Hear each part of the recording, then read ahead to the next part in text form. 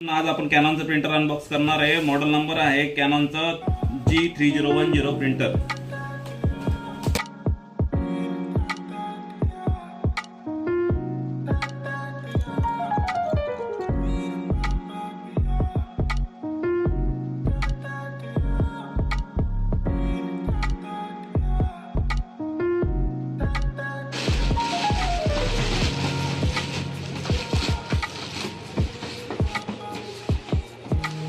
प्रिंटरला हे सील केलेलं जातं, हे सील पण काढून घ्यायचे।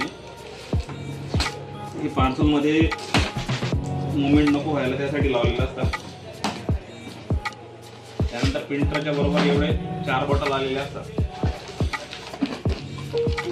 त्याच्यात सर्व 4 कलर येतात। त्यानंतर 2 हेड आलेले असतात, एक ब्लॅकचा हेड असतो, एक कलरचा एक असतो।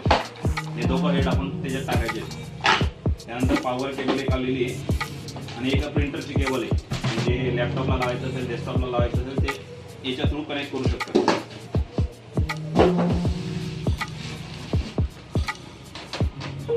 असं ओपन केल्यानंतर इथे इंक टाकायची तुम्हाला। एक हेडला पण एक लॉक लावलेला असतो, तो पण ओपन करून घ्यायचा। आणि पॅच ओपन केल्यानंतर इथे हेड टाकू शकतो आपण। ओपन केलं त्यानंतर खालच्या साईडला एक सील असतो, तो पण ओपन करायचा आणि वरच्या साईडला असतो तो पण ओपन करून घ्यायचा। म्हणजे जेणेकरून ब्लॉक नाही होत त्याच्यामुळे। हा ब्लॅकचा इकडे टाकला आपण।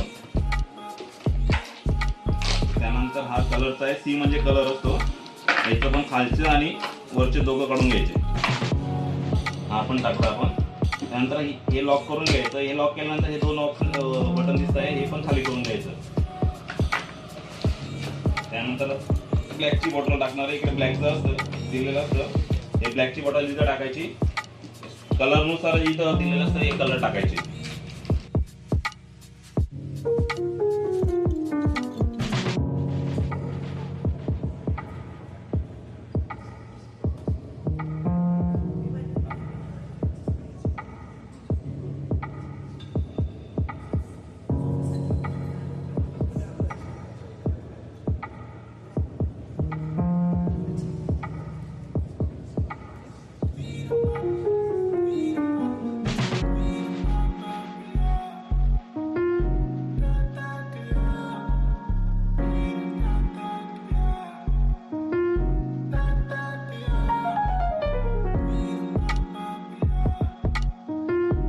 बसून जाते ब्लॅकची पूर्ण बॉटल।